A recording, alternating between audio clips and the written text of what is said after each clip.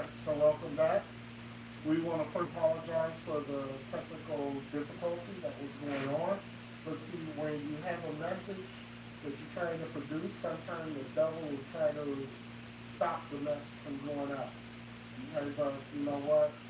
He's going to get much more than what he thinks. And after that, after he's bound loose, after he's let loose, he's going to get what's coming to him. All right, so let's go to Isaiah. We're going to continue. We're still talking first fruits, and we're talking Pentecost, and we're talking gifts right now. And we're talking about using those gifts as far as the first fruits of Pentecost. We're going to go Isaiah 28:1. We just read through 1 Corinthians 14, where Paul was talking about the spiritual gifts.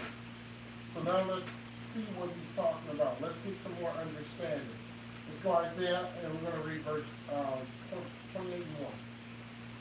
Isaiah chapter 28, verse 1.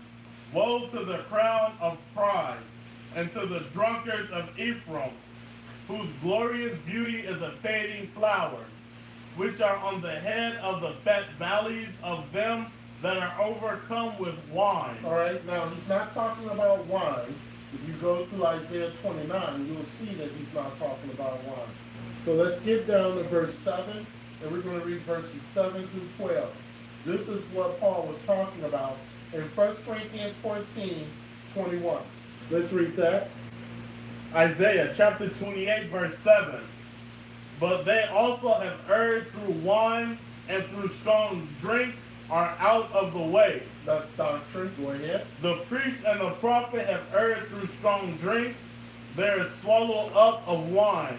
They are out of the way through strong drink. They err in vision. They stumble in judgment. Go ahead. For all tables are full of vomit and filthiness, so that there is no place clean. That's their teaching. All churches have the same vomit, which is bad doctrine. All right? That's what the scripture is talking about. It was talking about being spiritually drunk. Okay? You don't have understanding. You will think that you're getting knowledge. So if you're just like these, with these Christian pastors, they sit there and they have these beautiful titled sermons, and they're speaking so eloquently or so passionately, fire and all this other stuff. But yet and still, they have no clue on what they're talking about. They could not discern the Bible. If you told them, oh, Pastor Porkchop, can you explain to me what John 1:1 mean? Well, you know what? We ain't got time for that right now. You got to study that on your own. Let prayer and let the Holy Spirit teach you what that means. What you think? Technically, what he's saying is that I really don't know. That's not what I haven't studied that on the internet as of yet. Read. Verse 9. Whom shall he teach knowledge? Whom shall Pastor Porkchop teach knowledge?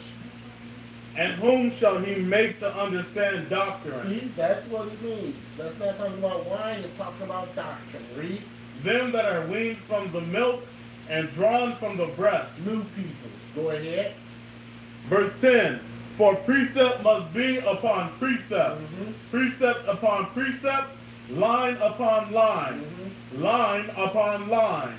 Here a little and there a little.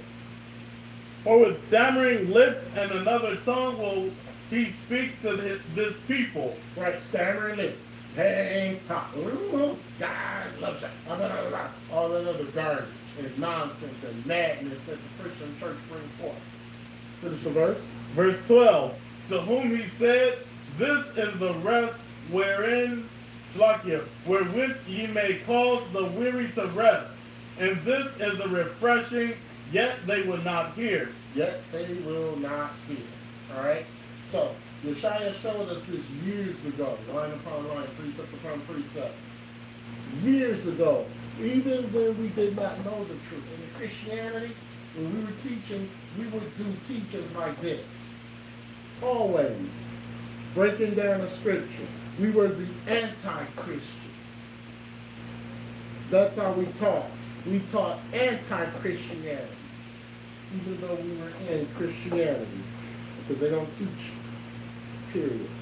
All right? So, another tongue, wherever you go, you speak it.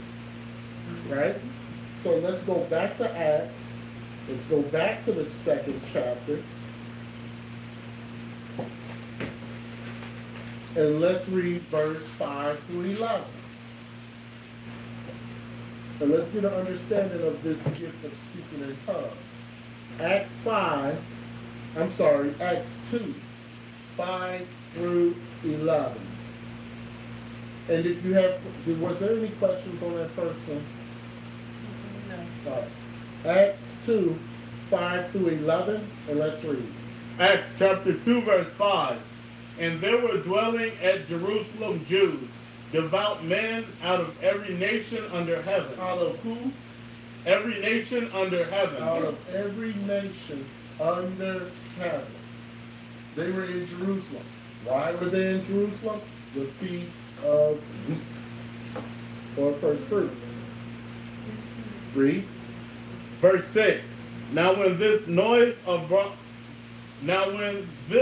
noised abroad, the multitude came together and were confounded, because that every man heard them speak in his own language. Every man heard them speak in his own language. This is tongues. Read. Verse 7. And they were all amazed and marveled, saying one to another, Behold, are not all these which speak Galileans? So, here's food for thought. They were speaking in Hebrew, but the others heard it in another language. That's the speaking of tongues. If I go to Mexico and I know Spanish, I'm speaking Spanish, that's not the gift of tongues. The gift of tongues is I go to Mexico and I'm speaking English and everybody hears it in Spanish. Let's see. Let's continue. Read. Verse 8. We've taught on this before with the gift of tongues. This should not be new. Read. And how hear we every man in our own tongue? How we hear our language in our own tongue. Go ahead. Wherein we were born. Go ahead. Verse 9. Parthians and Medes and Elamites and the dwellers in Mesopotamia and in Judea and Cappadocia and Pontus and Asia, Phrygia and Pamphylia and Egypt, and in the parts of Libya about Cyrene, and strangers of Rome, Jews and proselytes. All right, so these people were from other nations, and their language was from other nations, and they gathered together in Jerusalem for the Feast of First Fruits. And they hear Peter with this glorious sermon, with the Holy Spirit falling on him, all over him, and he's speaking Hebrew. So that does not mean this baby has the gift of tongues. Yeah. It means that she's been hearing certain words in Spanish and she picked it up. The gift of tongues is when you speak. Well, hold that. Hold that, because we need to investigate this. Let's continue investigating. Go ahead. Verse 11. Cretes and Arabians, we do hear them speak in our languages, Shalakia, in our tongues, the wonderful works of our power. We hear them speaking in our tongues the wonderful work of our power. Now, they have to be speaking something else for them to say that they are speaking in our language. But the only one who was speaking was who? Peter. Peter.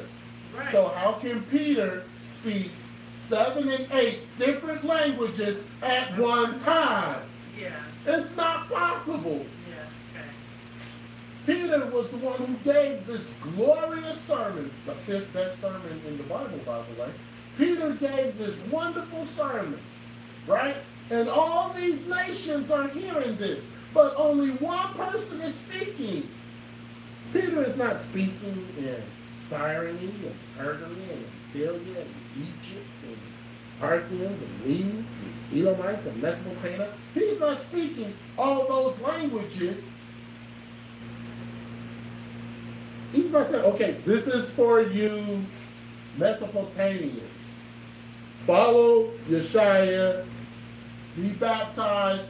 Okay, wait. Now this message is for those from Pontus. Follow Yeshua, get baptized. Now wait. This message is for you guys from Egypt. Follow Yeshua, get baptized. It wasn't like that. We need to use our common sense. But let's go to something real quick. Let's go to Deuteronomy 16. Yes, ma'am.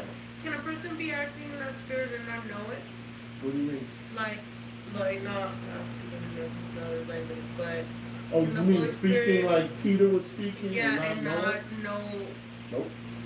You're going to get a sign before them. You're going to get a sign before them. Because the reason why that's happening is because there's a sign that was given to you for you to do it. That's what happened to Peter. Peter wasn't speaking, because I want to tell them this. It wasn't of his own. It wasn't of his own doing. On accord, yeah, it's the Holy Spirit. Let's take a little side trip really quick. And let's go to Deuteronomy 16, and we're going to read verses 16 and 17. So these people came from every nation. Let me give you an example of the speaking of tongues. The United Nations, right? All kinds of people, all kinds of nations, right? But in their little ear is a hearing device. And in this hearing device, somebody is speaking to them in their own language, and they're interpreting what's being said. One person is on the podium in the UN, but everybody in the audience is hearing what is being said in their own language. That's the gift of tongues. Understand? Got it? Let's see more though. Before we go there, let's read Deuteronomy 16. And let's read verse 16 and 17 before we continue in Acts 2. Go ahead. Deuteronomy chapter 16, verse 16. 3 times in a year shall all thy males appear before the Lord thy power, in the place which he shall choose. Okay, and back in Acts, the 2nd chapter, it talked about the great and notable day. The great and notable day is when Yeshua returns in the year of Pentecost. There's 3 times where you're supposed to have this 3 times a year. And let's read Deuteronomy 16. I should have said that before we got there, but in the feast of unleavened bread, and in the feast of weeks, and in the feast of tabernacles, read. And they shall not appear before the Lord empty. You shall not appear in front of the Lord empty. Gotta have something, right? Gotta bring something. All right, so you shall not appear in front of the Lord empty. Finish the verse. Every man shall give as he is able, according to the blessing of the Lord thy power, which he hath given thee. All right.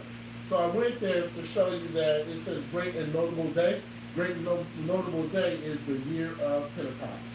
So let's go back to Acts chapter 5, and we're going to pick it up at verse 12. Acts 5, verses 12, and we're going to stop at verse 20. No, Acts chapter 2, verses 12 to 20. Acts 2, 12 through 20. Let's read. Acts chapter 2, verse 12. And they were all amazed and were in doubt, saying one to another, what meaneth this? What is this talking about? What is happening here? Because we're sitting down here, all of us, and we are all from different nations.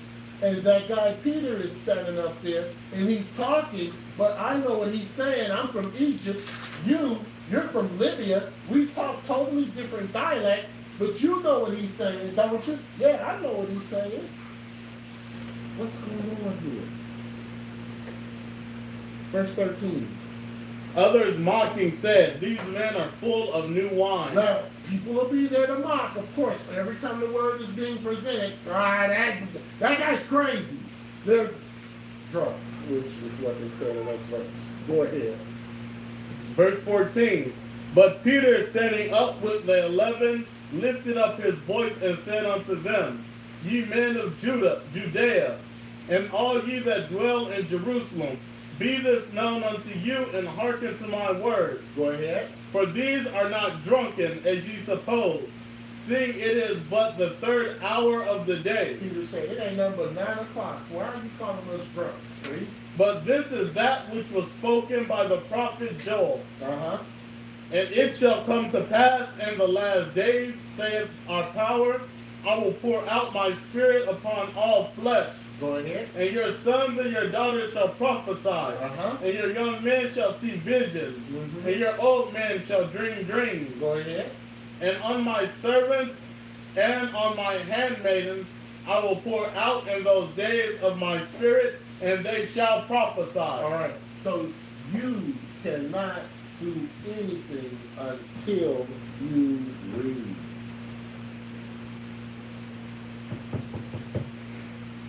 He let them know, brothers and sisters, you can't teach unless you read.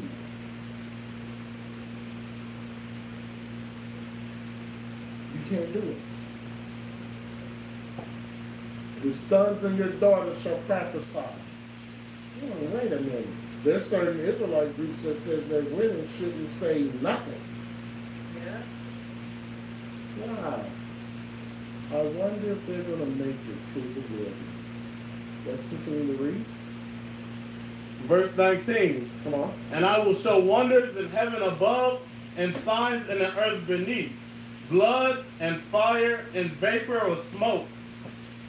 Verse. Now, do you think that Peter would be able to put this beautiful sermon together had he not read it? There's no possibility. Remember in John 20 and 16 or 17, where they did not even know the scripture, where he was going to be brought and raised up again. And now he's preaching. What happened? Started to read, got understanding, Holy Spirit came upon him, now he's preaching. There's an order that you have to go through.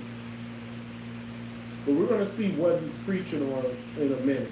Let's finish this off, and then we're going to go to Joel 2. Go ahead. Verse 20. The sun shall be turned into darkness, and the moon into blood, before that great and notable day of the Lord come. All right. So see, you know what? I should have had Deuteronomy 16, 17 after this, but you know, sorry. All right. So, where did Peter get this from? The Holy Spirit. Let's see. Let's go to Joel 2, 28 to 31. A great preacher is going to preach from the Old Testament and the New Testament. I found that out because Peter preached one of the best sermons there was. And where did Peter get his information from? The Old Testament. Where did Stephen get his information from in Acts the 7th chapter? The Old Testament. Where did Yeshua get his information from? He created it in the Old Testament. Where did James get his information from? The Old Testament. Where did John get his information from? The Old Testament. Can't have the old without the new. You can't have the new without the old. Let's go Joel 2, 28 and 31. And let's see where Peter got the basis of his sermon from. Let's read it. Joel chapter 2, verse 28. And it shall come to pass afterward that I will pour out my spirit upon all flesh. Sound familiar? And your sons and your daughters shall prophesy. Sounds familiar. Your old men shall dream dreams. Sounds familiar. Your young men shall see visions. Sounds familiar. And also upon the servants and upon the handmaids in those days will I pour out my spirit. Sounds familiar. And I will show wonders in the heavens and in the earth. Mm-hmm. Blood and fire and pillars of smoke. Mm-hmm. Verse 31. Come on. The sun shall be turned into darkness, Sound familiar. and the moon into blood, Sounds familiar. before the great and the terrible day of the Lord comes. Peter preached that. What time is this going to happen and when it's going to happen? And when will this happen? On the year of Pentecost. Oh, but let's see. Let's get proof that this is going to happen on the year of Pentecost. Let's go to Revelation, the 6th chapter.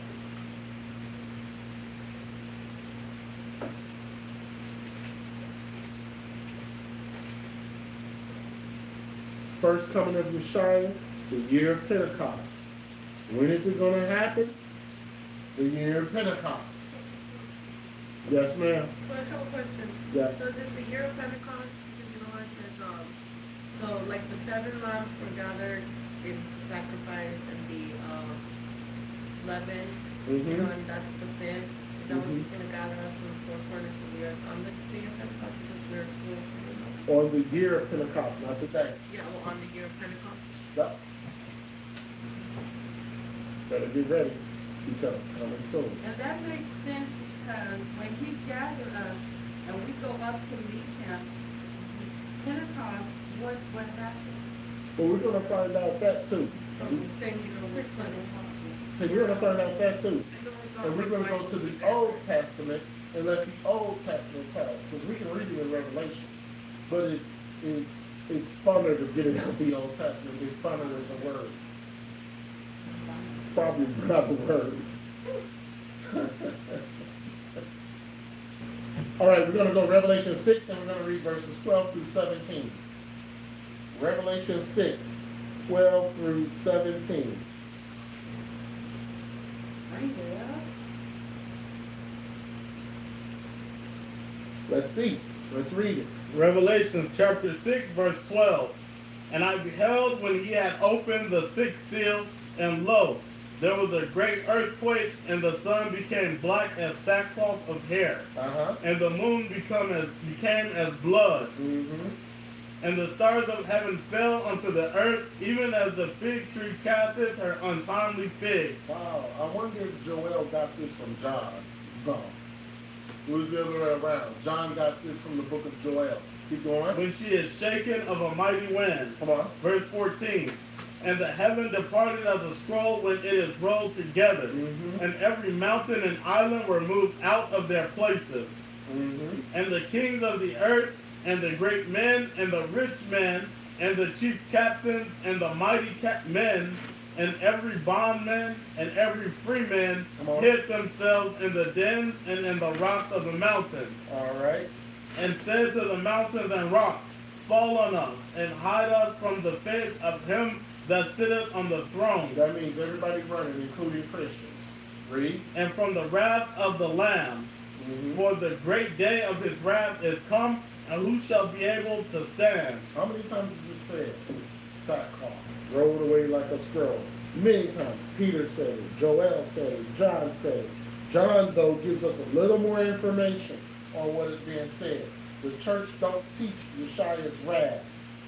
That's why a lot of men are going to be running, scared, running all over the place when all this stuff happens.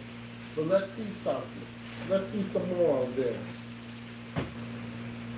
Let's show this in the Old Testament. Let's go Isaiah 34.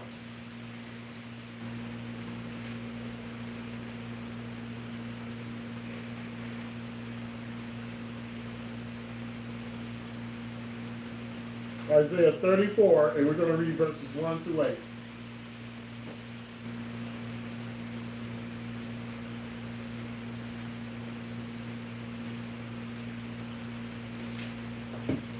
All the Bible does is just repeat itself. You just got to find out where does it repeat itself at, create a teaching, and then let the Holy Spirit do the rest. That's it. You cannot read the Bible. If you don't read the Bible, then you're not going to be able to put together anything for learning. Still got to put in that legwork. Let's go. Isaiah 34. Let's read that. Isaiah chapter 34, verse 1. Come near, ye nations, to hear, and hearken, ye people. Let the earth hear, and all that is therein. the world and all things that come forth of it. Verse 2. For the indignation of the Lord is upon all nations, and his fury upon all their armies. He hath utterly destroyed them. He hath delivered them to the slaughter. You know, when Yeshua gets upset, or when Yeshua is feeling indignation, people die. People die. So when the first resurrection comes, and the wrath of Yeshua is going on, people are going to die. The second coming, or the second resurrection, people are going to die. When Yeshua is making his appearance now, it's not going to be, oh, I just want you to be loving and kind and carefree and all this other garbage that Christianity pushes. When Yeshua comes back, he is coming back for woe. Read.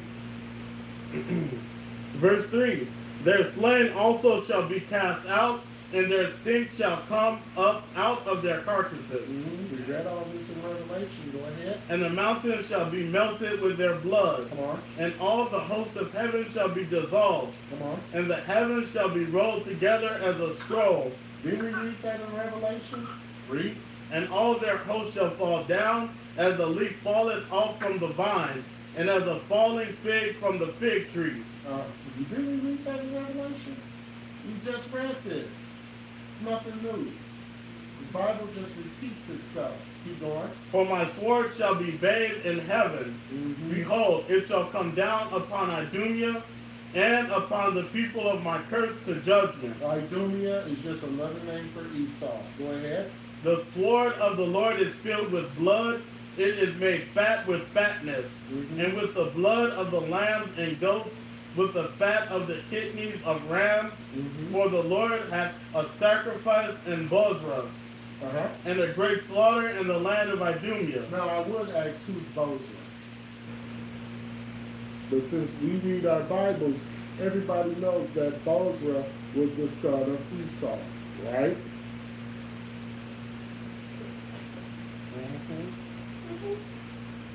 We know that Bozrah is the son of Esau. Okay, maybe not. Go through the genealogy of Esau in Genesis. I forget. That name in that song, that Israelite March song? I don't know. Oh, really? Well, they know who Bozrah is there. Bozrah is the son of Esau. That's why he's mentioned here. He's going to be destroyed also. Read. Verse 7. And the unicorns shall come down with them, and the bullocks with the bulls. And their land shall be soaked with blood, and their dust made fat with fatness. We know that unicorns are not really unicorns. Those are rhinoceros. Go ahead. For it is the day of the Lord's vengeance. It is what? The day of the Lord's vengeance. What is the day of the Lord's vengeance? The great day of the Lord, the first coming, the second coming, first resurrection. We read it in Isaiah. So we're just picking out these scriptures where it's talking about this first resurrection in the Old Testament. Finish the verse. And the year of recompenses for the controversy of Zion. Okay? And why do we know this? Why do we need to know this? It's very important on what we need to know as far as what's going to happen on the year of Pentecost. Let's get more knowledge. Let's see if Yeshua said anything about this. Let's go over to Matthew, the 24th chapter.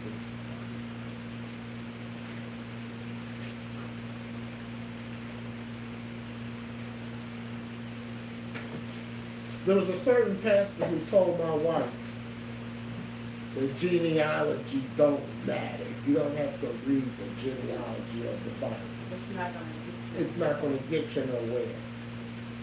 Well, if you didn't read the genealogy of Esau, you won't know that Bozrah was Esau's son. So when you're reading, oh, Bozrah, okay, they're going to be like that. I don't know who they are, but it don't really matter. You got to know the genealogies. You have to understand the genealogies on who begot who. That's very important for later. Because if these people are going to be destroyed, I want to know who these people are. Make sure it's not Am I one of these people that's going to be destroyed? Genealogy is so important. So when somebody tells you the genealogy of the Bible don't matter, walk away, because they're ignorant. Let's go Matthew 24. We're going to read verses 1 through 5. We're going to read Matthew 24 for a little bit. Matthew 24, we got Isaiah 27, we got 1 Corinthians 15, Leviticus 25, and then we're done. Let's read. Matthew chapter 24, verse 1. And Yeshua went out and departed from the temple, and his disciples came to him for to show him the buildings of the temple. And Yeshua said unto them, See ye not all these things? Verily I say unto you, there shall not be left here one stone upon another that shall not be thrown down. Verse 3. And as he sat upon the Mount of Olives, the disciples came unto him privately, saying, Tell us, when shall these things be? When will these things be, dear Pentecost? Read. And what shall be the sign of thy coming? What shall be the sign of thy coming? Darkness, heavens roll back like a scroll. Read. And of the end of the world. End of the world. Satan bound for 1,000 years. Then Satan let loose for 1,000 years. The battle of Gog and Magog, and then the New Jerusalem. Yeshua could have just said that, right? But no. Yeshua wants us to learn. Read. But listen to what he says, though. Because he could have said that. He could have said that. But he said this. Read. Verse 4. And Yeshua answered and said unto them, Take heed that no man deceive you. Take heed that no man deceive you. That's why I say, do the research yourself. Check out what I'm saying yourself. Look at the scriptures that I'm giving you yourself. Check and see am I packing peanuts or what? Check it out. The elder said that Peter was preaching about what Joel says. I need to look at this and see this myself. Don't trust everything. Don't trust anything that I say. Feast of First Fruits, then Feast of First Fruits, time with Pentecost. I have some questions about that. I need to look at Leviticus, the 23rd chapter myself, and I need to read what was brought forth. And I need to parallel this with what was being paralleled with. You do the research yourself. Read. Verse 5. For many shall come in my name, saying, I am Mashiach. I am Mashiach. Read. And shall deceive many. Guess what? We just messed up this whole teaching. delusional schizophrenia. We just messed up this whole teaching. This teaching is not about first fruits and Pentecost. This teaching has nothing to do with the Shia coming back. It's about us getting our eat on. So let's stop the camera. Let's get our eat on. See that?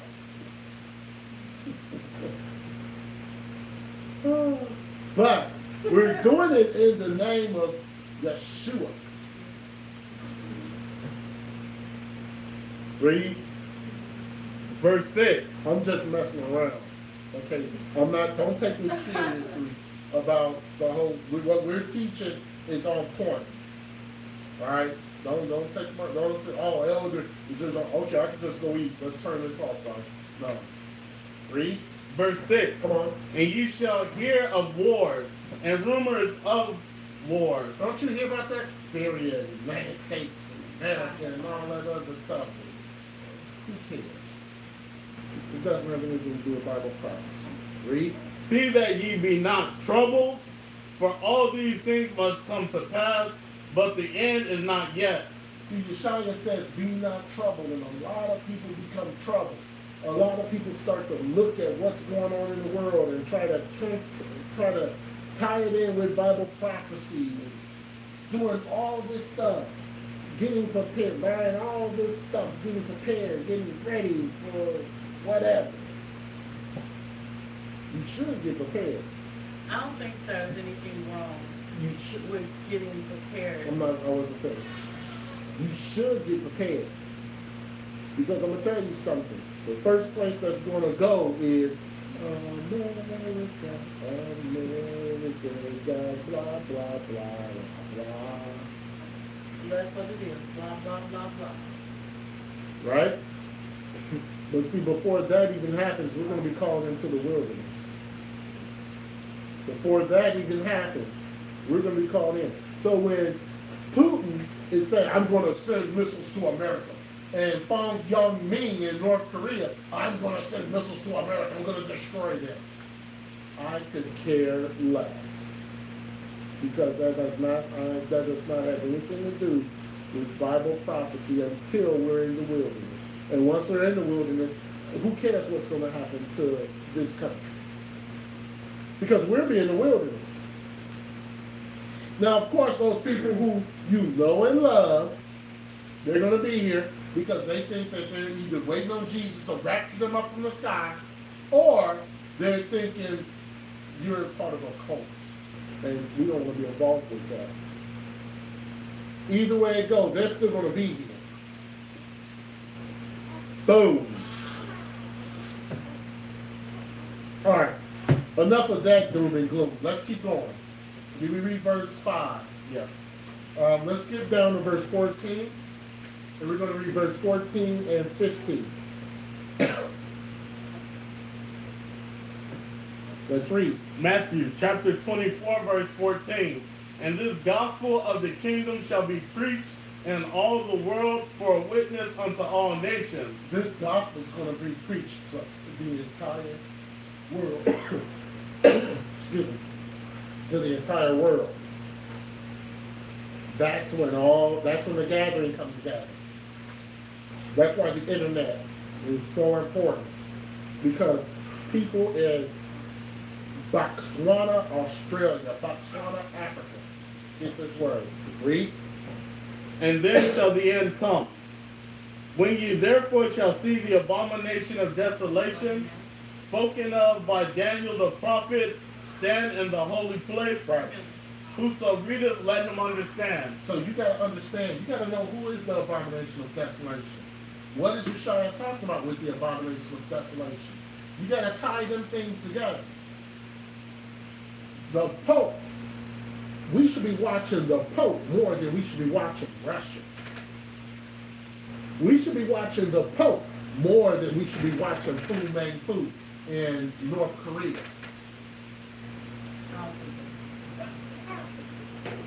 It's Fu something, right? That's what I used to say when I was growing It's up. who? Oh, I'm way off. Kim Jong-un. Who cares about that? But we should be as understanding the scriptures. We should be what is the Pope doing? I kid you not. One time I was asleep, I woke up, I saw a news alert about the Pope in Jerusalem. I looked, wait, what? My wife laying next to me, what's going on? The Pope, Jerusalem. Oh wait, he's just visiting. Oh, remember that night? Yes. Yeah, the Pope. Oh, Jerusalem. The Pope, Jerusalem. We can't get it. No, we I don't. know, I was ready when I played that bad. He's just visiting. All right. Let's skip down to verse 21. And let's read verse 21 and 22. Go ahead. Matthew chapter 24, verse 21. For then shall be great tribulation, such as was not since the beginning of the world to this time. No, never ever shall be. And except those days should be shortened, there should no flesh be saved. But for the elect's sake, those days shall be shortened. So there's no weapon when Yeshua was walking on earth that can destroy our flesh. We got it now. Yeshua was prophesying. Because there's no weapon back then. What the biggest weapon they had is what? A catapult? Bow and arrow? They didn't even have cannons then. The biggest weapon that when Yeshua was walking on this earth was probably the sword. And a sword cannot kill a multitude of people. But the atomic bomb can. The nuclear bombs can. That's what Yeshua was telling us about. Let's skip down to verse 29. We're going to read 29 to 31. Go ahead. Matthew chapter 24, verse 29. Immediately after the tribulation of those days shall the sun be darkened. Read what? Again? Read. And the moon shall not give her light. Again? Read. And the stars shall fall from heaven. We read that before. Read. And the powers of the heavens shall be shaken. We read that in Isaiah. We read that in Joel. We read that in Revelation. It just continues on and on and on because you need to understand. Read. And then shall appear the sign of the Son of Man in heaven, and then shall all the tribes of the earth mourn, and they shall see the Son of Man coming in the clouds of heaven with power and great glory. With power and great glory. So when it says that people are going to cry, because those people who are going to cry know what's about to happen. That's why. Let's go over to Isaiah 27. And we're going to read verses 12 and 13. Isaiah 27, verses 12 and 13. Let's see about this. All this sackcloth and moon, heaven, stars falling from the heavens. Heaven rolling back like a scroll. Son of Man shall appear in great glory. We're getting a little more information about this. Let's go Isaiah 27, and we're going to read verses 12 and 13. Isaiah 27, 12 and 13. We need to know when is this going to happen. Read. Isaiah chapter 27, verse 12. And it shall come to pass in that day that the Lord shall beat off from the channel of the river unto the stream of Egypt. And ye shall be gathered one by one, O ye children of Israel. O ye children of Israel. You're going to be gathered one by one. Read. And it shall come to pass in that day that the great trumpet shall be blown. The what? The great trumpet shall be blown. Go ahead. And they shall come which were ready to perish in the land of Assyria, and the outcast in the land of Egypt, and shall worship the Lord in the holy mount at Jerusalem. This will not happen until the seventh trumpet is blown.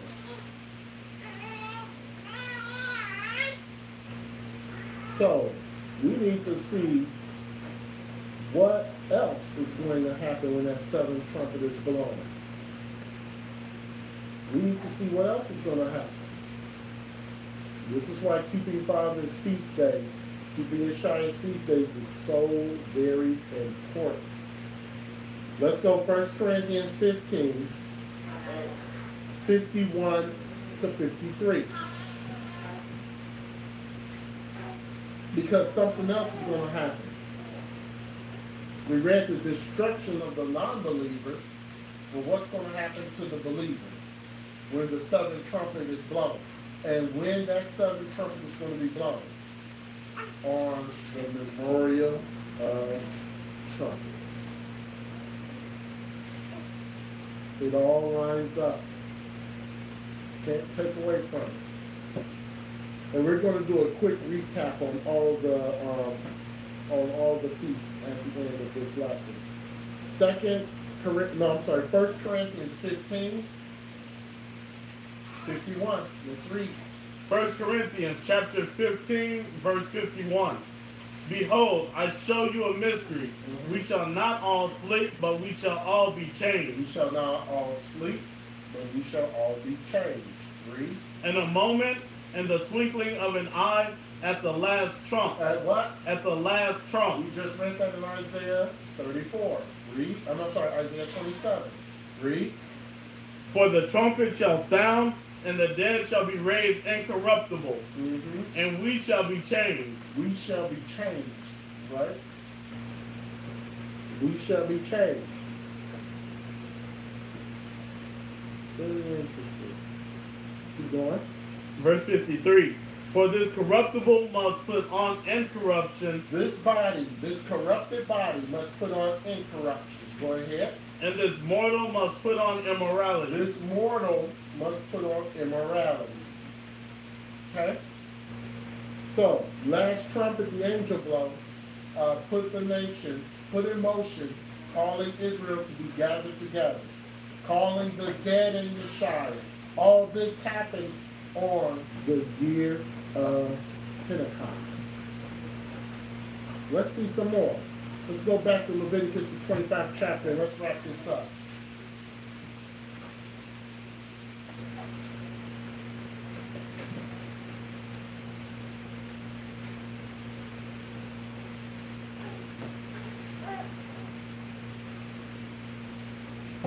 Leviticus 25, we're going to read verses 1 through 4.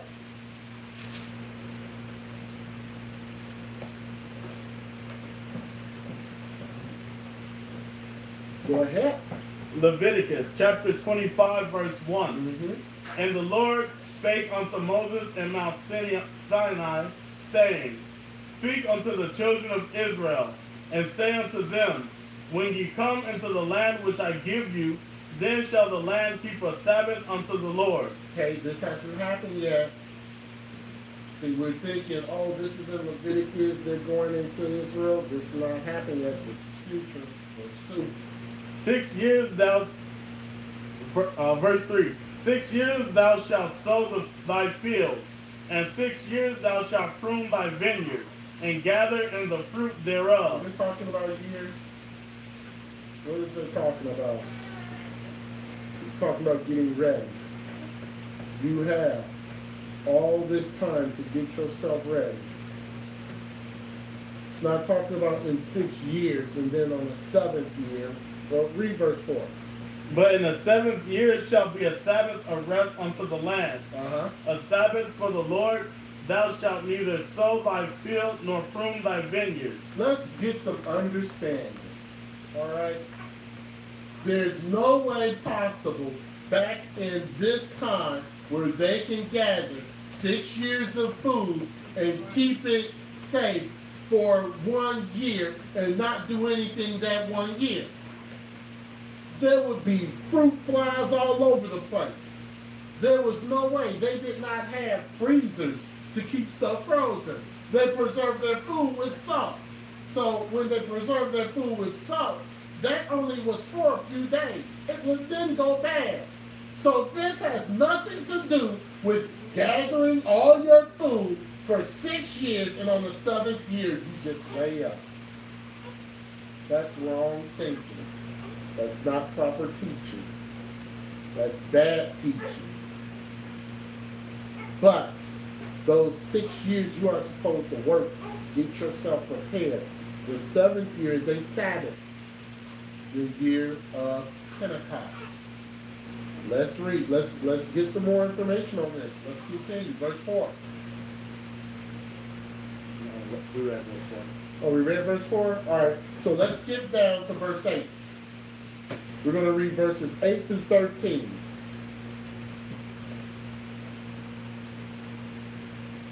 We're going to read verses 8 through 13. This is all the year of Pentecost.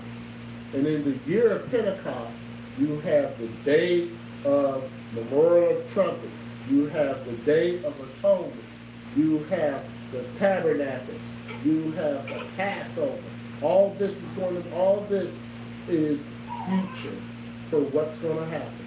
And we got to be prepared, ready, and understand what thus saith the Lord is telling us. Stop reading the Bible and, reading and saying, okay, for 6 years they worked, but then on that 7th year they ain't do no work. No. Let's read.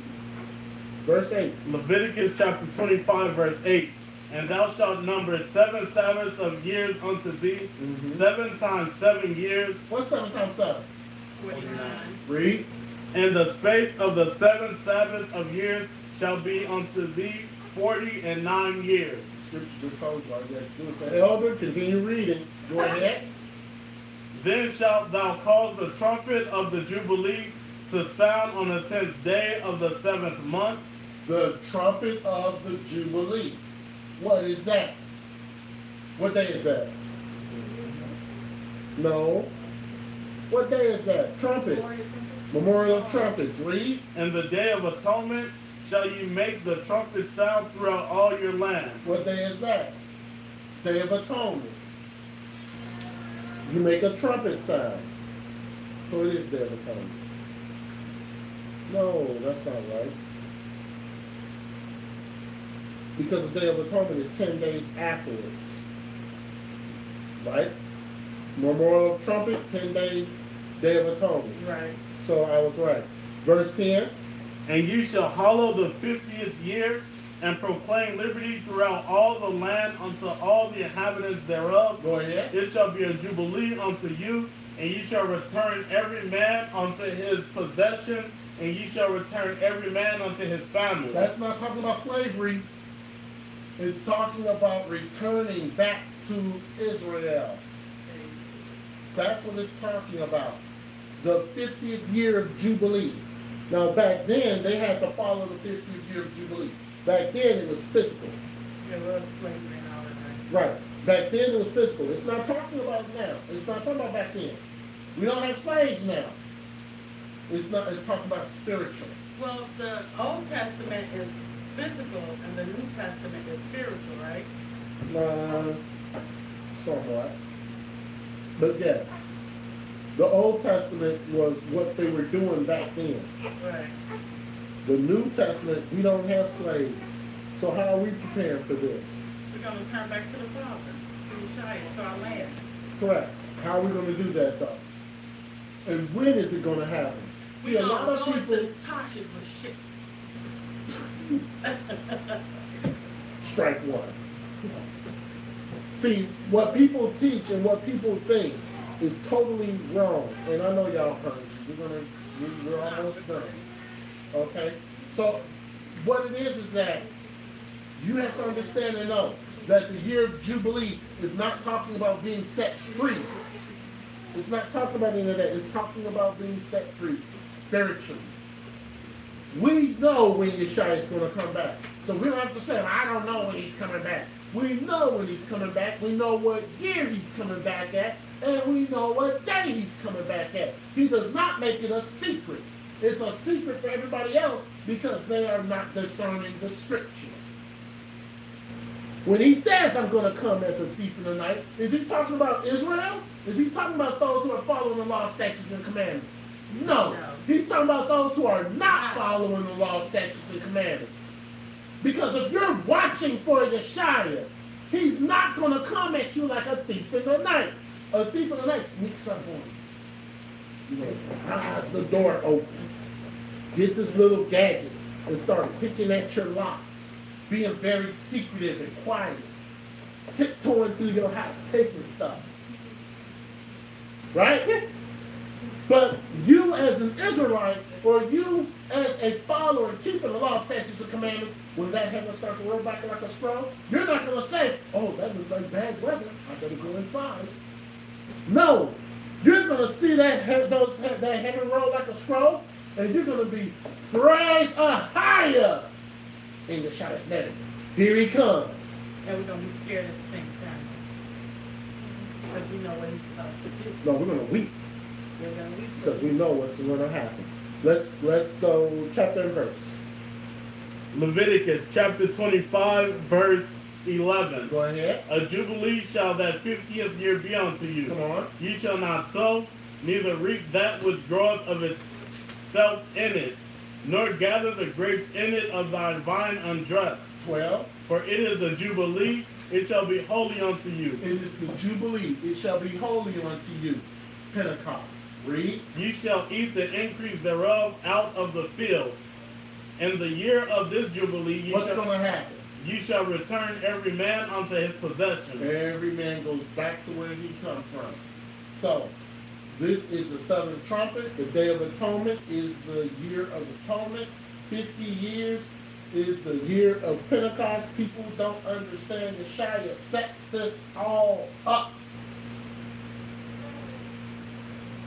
Let's get Jeremiah 50:16. I know that Leviticus 25 talks about, but let's go Jeremiah 50 and 16 real quick. this day is so big. You got to be clean when this day comes. Okay? Let's read that real quick. Jeremiah chapter 50, verse 16. Go ahead. Cut off the sower from Babylon, Mm-hmm. and him that handleth the sickle in the time of harvest. For fear of the oppressing sword, they shall turn every one to his people, and they shall flee every one to his own land. There you go. All right, so the Passover, Yeshua was our Passover. When Yeshua passed over our sins. The Feast of Unleavened Bread. It's a memorial of coming out of Egypt and having our sins forgiven. The Pentecost is the year of Jubilee, the return of Yeshua. 50 memorial of born trumpets. Yeshua returns at that 7th trumpet. That's the memorial of trumpets when Yeshua returns. That 7th trumpet, that's the memorial of trumpets. The Day of Atonement is the day when Yeshua comes back. That's why he says to make sure you're doing what you're doing. Day of Atonement is when he comes back. Feast of Tabernacles is an ingathering where the people are gathered together. Right? The land of the children of Israel return back to the land. The 8th day feast is the New Jerusalem coming down from the heavens. All flesh and blood people will be no more.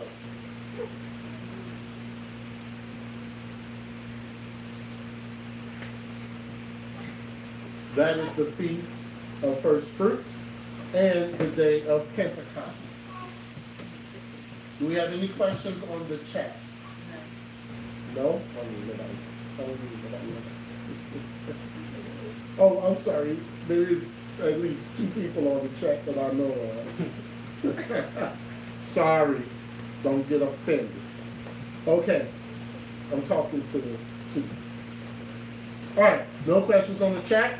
Then we're going to close with Psalms chapter 1, verses 1 through 3. Enjoy the rest of your feast, the rest of your holy day. We have, the next holy day will be the summer holy day, which is in June, I believe. All right, that's the next holy day. Our next week lesson is going to be on distractions. What are distractions? And what does the Bible say are distractions? That's what we're going to teach on next week. So we're going to end with Psalms chapter 1, verses 1 through 3. Remember, when we have holy days, we don't street preach, but we will be back on the street corner next week. Blessed is the man that walketh not in the counsel of the ungodly, nor standeth in the way of sinners, nor sitteth in the seat of the scornful. But his delight is in the law of the Lord, and in his law doth he meditate day and night. And he shall be like a tree planted by the rivers of water, that bringeth forth his fruit in his season. His leaf also shall not wither, and whatsoever he doeth shall prosper. From Yasharala, all praises to Ahaya, Bahashim Yeshaya, Walla. If you have liked this teaching and found it educational, please like and subscribe for future teaching. Also remember to hit the bell in the right corner so that you can receive notifications when we do start live streaming. Kwam Yasharala, have good peace. Kwam Yasharala.